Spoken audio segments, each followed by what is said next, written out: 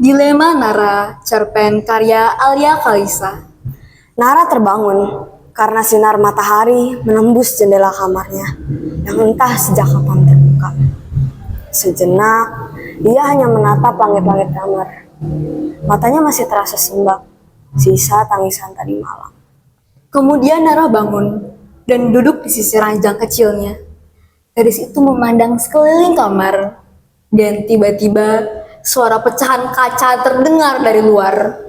Nara menutup kedua telinganya kuat-kuat, enggan mendengar apapun. Setetes bening air matanya bergulir di pipi. Wajahnya dibenamkan dalam kedua telapak tangan yang lemah. Rasanya, ia udah gak sanggup lagi hidup dalam situasi seperti ini. Ia tak kuat hidup dalam lingkaran kesedihan yang menggiringnya menuju kegilaan. Nara berjalan perlahan keluar rumah.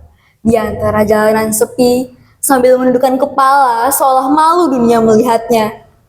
Ia menatap siluet hitamnya di antara bayang-bayang pohonan dan rumah.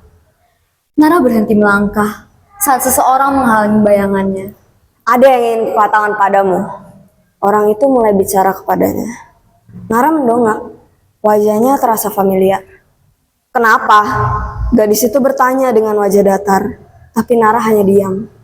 Kenapa kamu harus lahir di dunia ini? Ia mulai membentak. Gadis itu melayangkan telapak tangannya ke pipi Nara. Pergi! Nara tak sanggup menatap lawan bicaranya. Ia hanya megang pipinya yang terasa nyeri karena tamparan barusan. Hilanglah dari dunia ini, dasar penghancur keluarga orang. Hardik gadis itu. Nara terisak, diiringi suara teriakan gadis itu di telinganya. Tetesan bening meleleh meraih sudut wajahnya. Nara adalah anak perempuan biasa yang hidup dengan kasih sayang utuh dari orang tuanya. Ia hidup berkecukupan, bahkan lebih. Semula, ia mengira hidup dalam zona kesempurnaan. Tapi ternyata semua itu hanyalah bualan.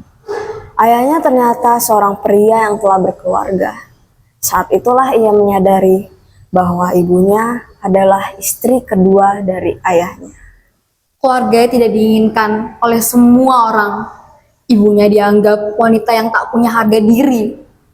Tidak ada yang sudi berbagi nafas dan tempat dengan keluarga Nara. Mereka tidak pernah mau tahu separah apakah kerusakan jiwa yang mendera orang yang mereka cemooh. Istri pertama ayah Nara adalah sahabat dekat ibu Nara. Sahabat dekat yang saling mengaitkan janji satu sama lain sejak duduk di bangku sekolah untuk tidak mengkhianati. Begitu istri pertama ayahnya mengetahui apa yang telah terjadi, ia tentu syok berat. Suami yang ia cintai berpaling darinya. Sahabat yang paling ia percaya mengkhianatinya dalam waktu yang sama. Nina, anak istri pertama ayahnya, pun tak percaya. Ia nyaris pingsan saat ayahnya mengungkapkan hal itu sendiri. Selanjutnya, teror mulai berdatangan sebagai tanda balas dendam. Mulai dari pecahnya kaca jendela di rumah, hingga lemparan api untuk rumahnya. Nah, lamunan Nara terhenti. Gadis itu terdiam, memandang kosong. Nara, sayang, kamu ada di dalam kan? Panggilan itu tak membuat Nara beranjak dari posisi yang nyaman bagi dirinya. Kemudian, ketukan demi ketukan tak bernada mulai terdengar dari balik pintu.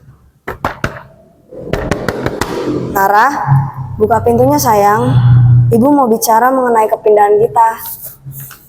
Memang, keluarganya berencana untuk pindah ke wilayah yang cukup jauh untuk mengubur kelamnya masa lalu dan melanjutkan hidup. Tapi baginya, pindah rumah hanyalah bentuk pelarian diri. Raganya takkan taniaya lagi. Namun jiwa dan pikirannya telah menyatu dengan frustasi berkepanjangan yang diderita Nara selama ini. Ia tetap tidak akan hidup dalam damai seperti sebelumnya. Nara bergeming. Dalam pikirannya yang kalut, ia mengingat Nina. Gadis itu ingin ia lenyap dari dunia ini. Ia ingin Nara musnah. Nara tahu apa artinya itu. Nara memandang tubuh kakunya yang ditumpahi tangisan dan penyesalan yang terlontar dari ayah dan ibunya. Ia tertegun. dan mengingat kejadian yang terasa begitu cepat. Awalnya ia berniat untuk memutuskan urat nadi tangan kirinya dengan gunting hijau kesukaannya. Awalnya ia nggak mau melihat orang tuanya menangis hebat sambil memeluknya. Awalnya ia ingin merasakan rasa sakit yang mendera jiwanya lebih lama lagi. Namun saat ia menutup mata dan menguatkan diri atas segala resiko perbuatannya nanti, sebekas cahaya putih menyinari dirinya. Sesaat, ia pikir cahaya itu hanya datang dari luapan fantasinya ketika ia sudah berhasil mati. Kemudian Nara tahu, kematiannya akan membawa semua segala keadaan berubah menjadi lebih baik. Inilah yang diinginkan semua orang. Nara tersenyum. Sedikit pun ia tak merasakan kesedihan. Ia hanya merasakan gema bebas dan damai berdengung dalam pikirannya. Sekarang, ia tak perlu lagi menerima berbagai bentuk kekerasan mental dari orang-orang di sekitarnya. Ia sudah bebas dan hidup dalam kedamaian yang dirindukan. Nara menutup matanya, merasakan seluruh sensasi dan kenikmatan damai mengalir di sekujur tubuhnya. Berkas-berkas cahaya itu kembali datang dan menyinari tubuhnya, menuntun gadis kecil itu menuju dimensi lain, dimensi yang akan membawanya menuju keabadian.